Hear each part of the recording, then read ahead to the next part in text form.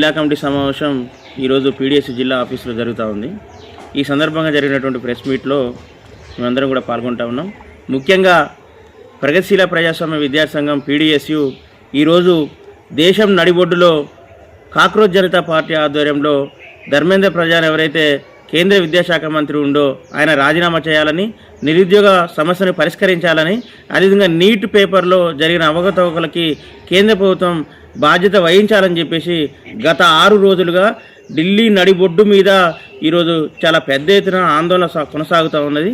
అక్కడనే ఢిల్లీ జంతర్ మంతర్ చౌకులనే వాళ్ళు అక్కడ ఆందోళన చేస్తూ ఉన్నా కూడా వాళ్ళే ఆందోళన చేస్తున్నటువంటి విద్యార్థులనే దేశద్రోహులుగా ఈరోజు ధర్మేంద్ర ప్రధాన్ మాట్లాడుతున్న ఒక పరిస్థితి ఉంది.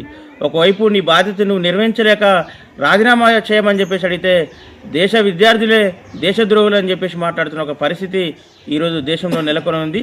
ఇది బీజేపీ ఫాసిస్టు విధానాల్లో భాగంగానే ఈ రకమైనటువంటి స్టేట్మెంట్ ఇస్తున్నారని చెప్పేసి మేము భావిస్తున్నాం. తక్షణమే నీట్ పేపర్లో జరిగినటువంటి అవకతవకలకు వ్యతిరేకంగా ఈరోజు ధర్మేంద్ర ప్రధాన్ బాధ్యత వహిస్తూ రాజీనామా చేయాలని చెప్పేసి మేము డిమాండ్ చేస్తూ ఉన్నాం. అదేవిధంగా ఈ రాష్ట్రంలో రేవంత్ రెడ్డి సర్కార్ 2.5 ఏళ్ళు అధికారంలోకి వచ్చి 2.5 ఏళ్ళు గడుస్తూ ఉంది. ఎన్నికల మేనిఫెస్టోలో అధికారంలోకి రావడం కోసం అనేకమైన హామీలు ఇచ్చారు. ముఖ్యంగా మూతపడ్డ స్కూళ్ళన్నింటి కూడా తెరిపిస్తామని చెప్పేసి మాట్లాడారు. ఫీజు రీయింబర్స్మెంట్ స్కాలర్షిప్ అమలు చేస్తామని చెప్పేసి మాట్లాడారు. ఫీజుల నియంత్రణ చట్టం తెస్తామని చెప్పేసి మాట్లాడారు.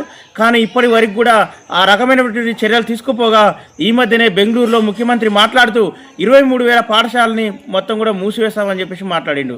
ఈ స్టేట్మెంట్ ఇచ్చినందుకు బాజాప్తగా రేవంత్ రెడ్డి గారు తెలంగాణ ప్రజానికానికి ఈ క్షమాపణ చెప్పాలని చెప్పి మేము డిమాండ్ చేస్తూ ఉన్నాం. ఎందుకంటే ప్రభుత్వ స్కూల్ అంటే ఈ లక్షలాది మంది విద్యార్థులు, పేద బడుగు బలైన వర్గ విద్యార్థులు చదువుకునే స్కూళ్ళను మూసివేస్తామని చెప్పేసి చాలా బాధ్యతారహితంగా మాట్లాడిండు. అదేవిధంగా ఈరోజు ప్రైవేట్ కార్పొరేట్ విద్యాసంస్థలో చాలా విచ్చలవిడిగా ఫీజులు దోపిడీ జరుగుతూ ఉంది. ఎక్కడ కూడా నిబంధనలు పాటించలేదు. ఈరోజు విద్యా హక్కు చట్టం అమలు కావడం లేదు. జీవో నెంబర్ 1, జీవో నెంబర్ 100 అనేకమైనటువంటి జీవోలు ఉన్నా కూడా అవి మొత్తం కాగితాలకే పరిమితం అవుతున్నాయి. కానీ ఎక్కడ కూడా చర్యలు పోని పరిస్థితి ఒకవైపు నెలకొని ఉంటా ఉంది.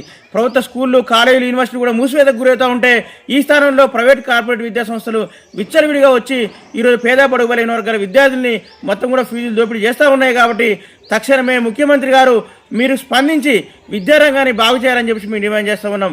మీరు ప్రభుత్వ స్కూల్ని బాగు చేయండి, పెండింగ్లో ఉన్నటువంటి ఫీజు రీయింబర్స్మెంట్ స్కాలర్షిప్ని విడుదల చేయండి, బెస్ట్ అవైలబుల్ స్కూల్స్కి ఉన్నటువంటి నిధులను విడుదల చేయండి, ఫీజులు నియంత్రణ చట్టాన్ని తీసుకురండి, ప్రైవేట్ కార్పొరేట్ విద్యా సంస్థల ఫీజులు దోపిడిని అరికట్టాలని చెప్పేసి మేము డిమాండ్ చేస్తూ ఉన్నాం. లేని పక్షంలో ఖచ్చితంగా రేవంత్ రెడ్డి గారు ఇల్లుని ముట్టడి చేస్తాం. ఖమ్మం నగరంలో కూడా మీ మంత్రులను, ఎమ్మెల్యేలని తిరగకుండా అడ్డుకుంటామని చెప్పేసి హెచ్చరిస్తా ఉన్నాం. ఈ నెల 30వ తారీఖున ఖమ్మం జిల్లా వస్తున్నటువంటి ముఖ్యమంత్రి గారికి కూడా మేము సూటిగా ఒకటే డిమాండ్ చేస్తూ ఉన్నాం. ఈ జిల్లాకి ఇచ్చినటువంటి అనేకమైన హామీలు ఉన్నాయి. ఇక్కడ యూనివర్సిటీ కేటాయిస్తామన్నారు, ఇక్కడ జేఎన్టీయూ కాలేజీని ఏర్పాటు చేస్తామన్నారు. ఈ జిల్లాకు సంబంధించినటువంటి అనేకమైన సమస్యలు పరిష్కరిస్తారని కానీ డబ్బులు కేటాయించలేదు. ఈ డబ్బులు పొంగిలేటి శ్రీనివాసరెడ్డికో, మంత్రులకో, ఎమ్మెల్యేలకో మీ కమిషన్లను కక్కుర్తిపడి కమిషన్ల కోసం దండుకుంటున్న ఒక పరిస్థితి. ఫ్యూచర్ సిటీ పేరుతోని, మూసీ నదిని పేరుతోని, అదేవిధంగా తమ మంత్రులకి, ఎమ్మెల్యేలకి పాత బకాయిలు ఏవైతే ఉన్నాయో అవి చెల్లిస్తూ ఉన్నారు. కానీ ఫీజులకు, విద్యార్థులకు ఇవ్వాల్సినటువంటి డబ్బులు మాత్రం ఒక్క రూపాయి కూడా రాని పరిస్థితి నెలకొని ఉంది. కాబట్టి ఈ సమస్యలన్నీ కూడా మీ దృష్టికి తీసుకొస్తా ఉన్నాం. ఈ సమస్యలు పరిష్కరించకపోతే ఖమ్మం జిల్లాలో కూడా మీ పర్యటన అడ్డుకుంటామని చెప్పేసి ఈ సందర్భంగా మేము తెలియజేస్తా ఉన్నాం.